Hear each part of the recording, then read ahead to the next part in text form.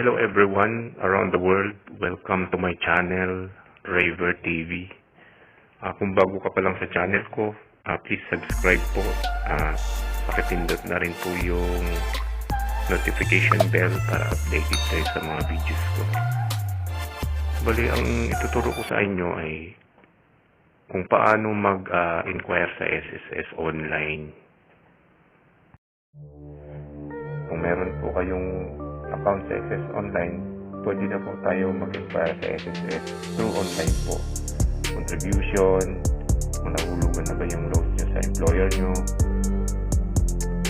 employment history, yung mga dati yung mga employer, kung nahulugan pa kayo, pwede nyo matrace doon. Punta tayo sa website ni SSS.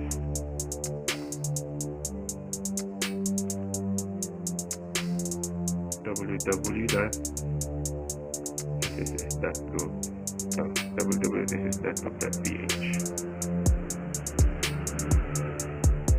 So kapag member na nga kayo, mag-login po tayo.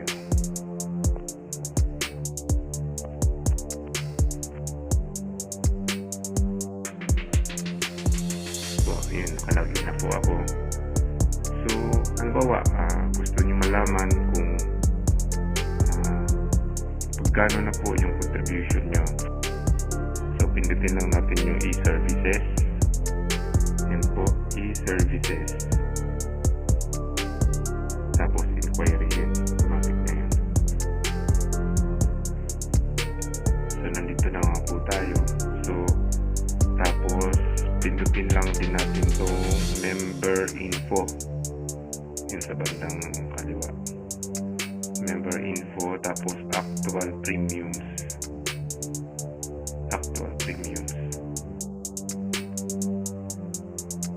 So ito na po yung ito may nakalagay po total number of contribution displayed. So ito nga po yung akin, tapos total number o total amount of contribution. Dito na po natin. Tapos ito nga po yung mga year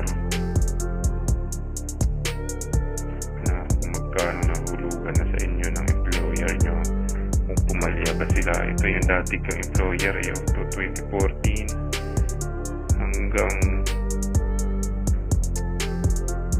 2007 hanggang 2014 month of January to this na naguhulog sa akin.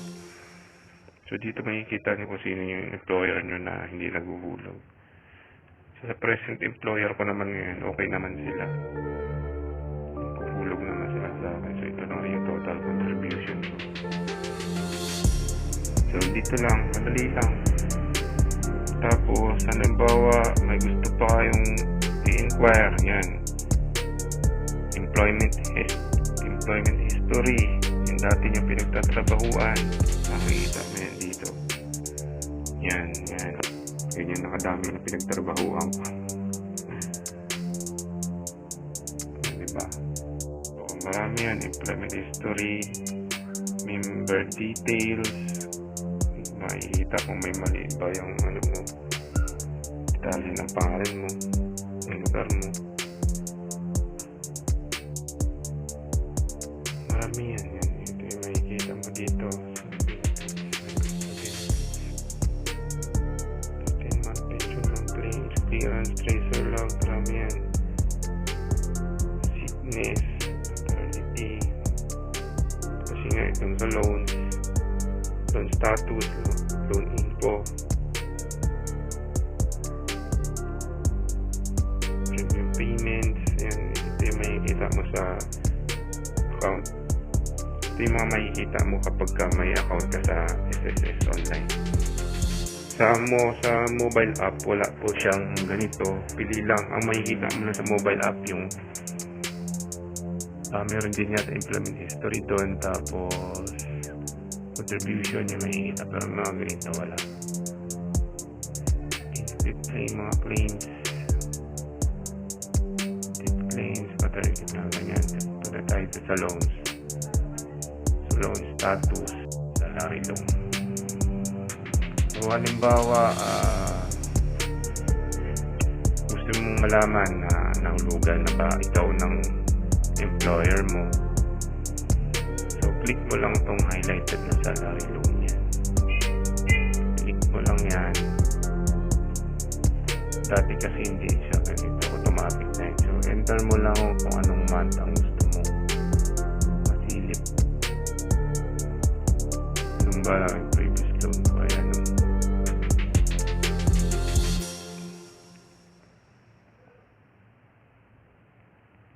Noong January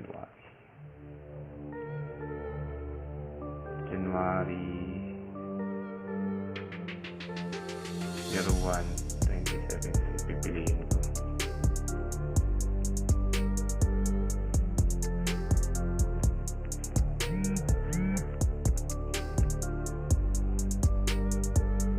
Makikita mo dito sa baba. Makikita mo dito kapag may mga penalty ka, mga past due.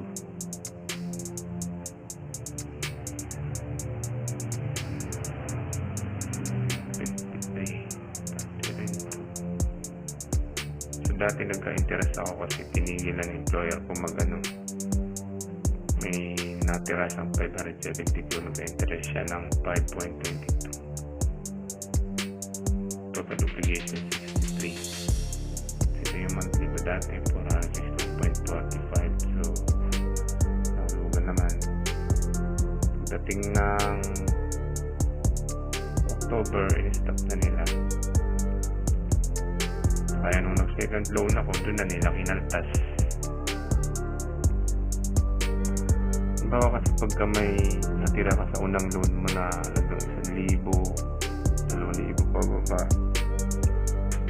mag-loan ka, i-deduct na nila yun. Mag-loan ka ng 16,000, i-deduct na nila yun doon. Yung 16 mo, magiging ano na lang yun, 14 o 13 something kasi may charge pa ulit yun. So far naman, inuhulugan naman ako ng agency ko. Okay naman yung agency ko ngayon. Ingin naman ang motor na yun.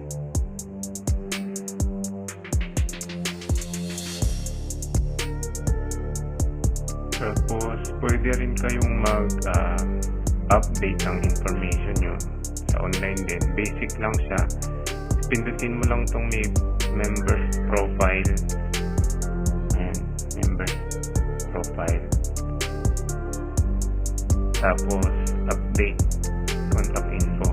Mag-change ng ito lang yung pwede mo yung may mga naka-box na yan.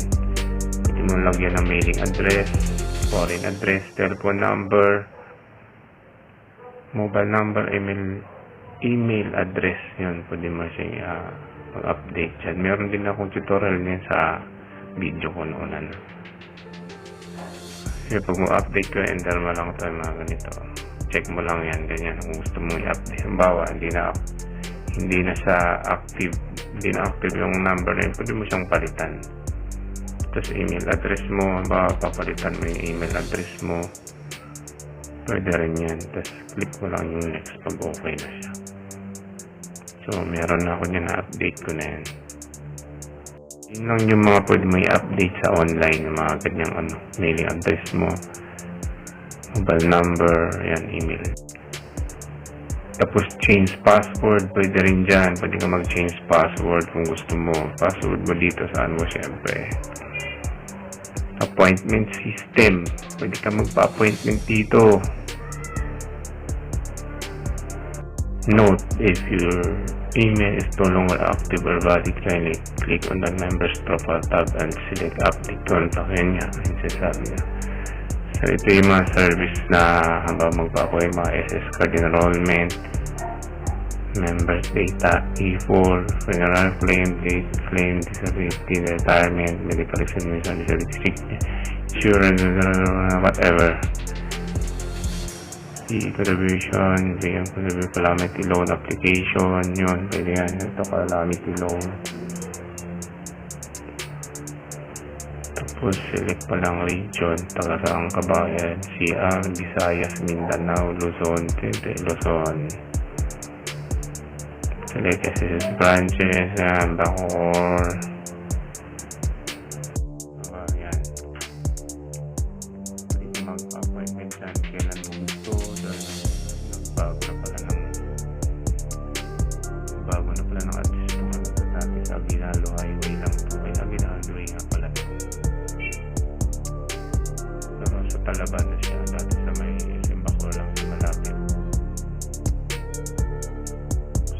naka-red, not available.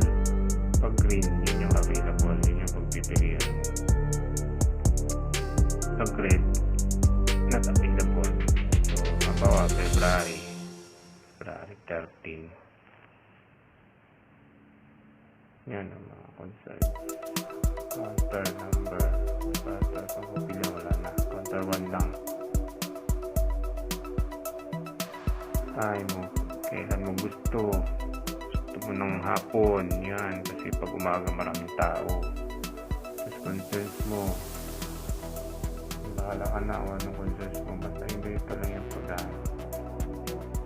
Magpa-appointment ka. Pag wala na yan, submit mo yan. Madali. So, yun lang. So, kung ako sa inyo, mag-register na kayo sa SSS. Kung wala ka pa kayong accounting, nyo lang yung isang video ko na kung paano mag-register sa SSS.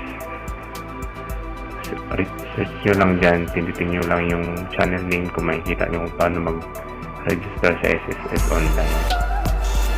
Yun lang po, maraming salamat po sa panonood. Huwag kalimutan po mag-subscribe. Salamat po.